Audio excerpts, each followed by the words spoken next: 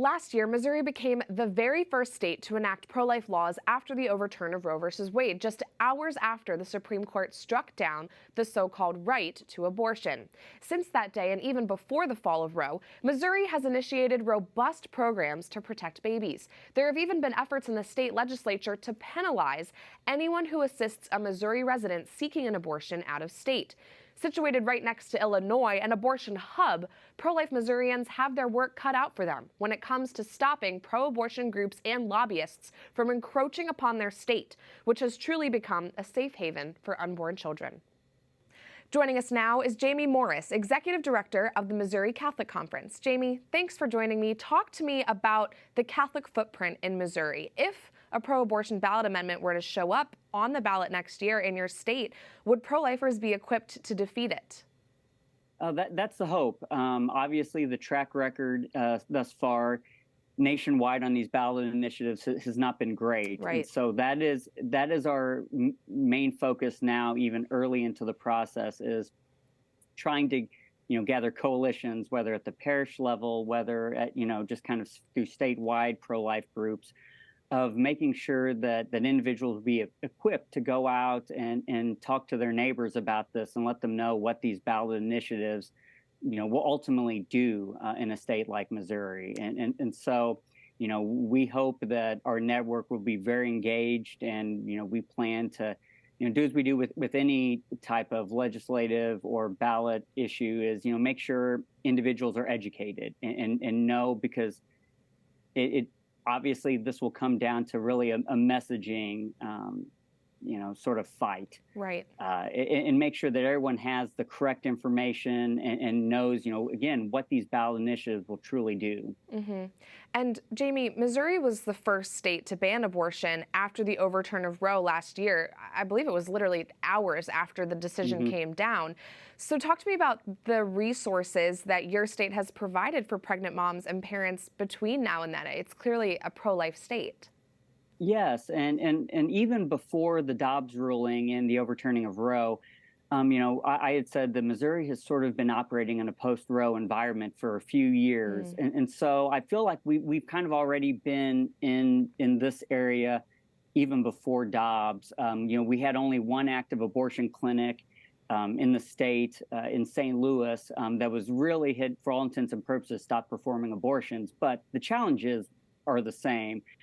We know now in the state that a lot of women are going across the border into Illinois, Kansas, and other places. Sure. And so our focus has been, in a pro-life state like Missouri, is to get resources to the women that need it. We know that if a woman is abortion-minded, something has probably gone wrong in the process somewhere. There's a need there. And so we have, and we've had this for a couple decades now almost, the Alternative to Abortion program in the state of Missouri. That's been funded, I believe, over $8 million this year. Wow. For programs to help women make the decision to either keep the child or to put a child up for an adoption. And this is a wide array of services that are provided. It's information on services, but it gives adoption assistance, drug abuse, assistance. Domestic abuse protection, whether it's in the needs are food, whether it's medical, whether it's financial. There's a wide array of programs that fall under this umbrella. And so, we've done a very good job of addressing, the supply of abortion. And so we continue to try to fight against the demand. And, Sure. Where are those needs? We have, a tax credit program for donations to maternity homes.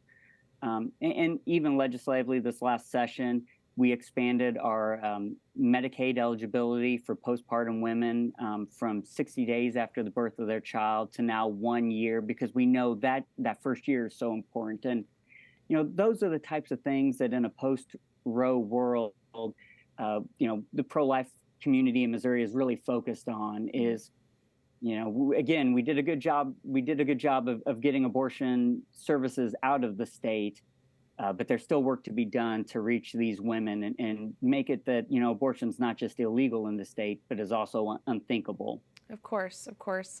And I'm curious, before I let you go, about any regular parish programs that exist in Missouri to help promote life, so that regular Catholics like you and me can really be a part of this movement.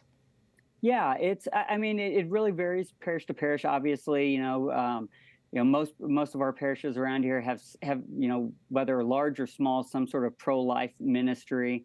In the St. Louis area, we have one of the first, or if not the first, Respect Life apostolate founded, and we have here locally a 40 Days for Life chapter that has been active even once the Planned Parenthood in our local college town stopped providing abortions, are still active on the sidewalk in prayer.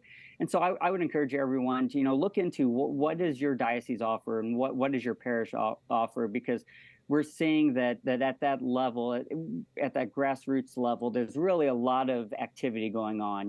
Diaper drives, meal trains for new families, prayers out at Planned Parenthood, and so depending on your comfort level and what you feel called to do, there's usually a ministry out there that would be more than happy to have you involved as well. So I would encourage everyone to really look at what you're doing, and if you're not doing anything at parish level, start a pro-life group. Be active.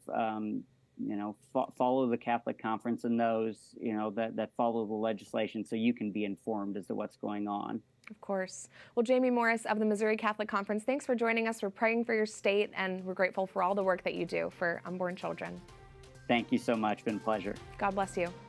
God bless you.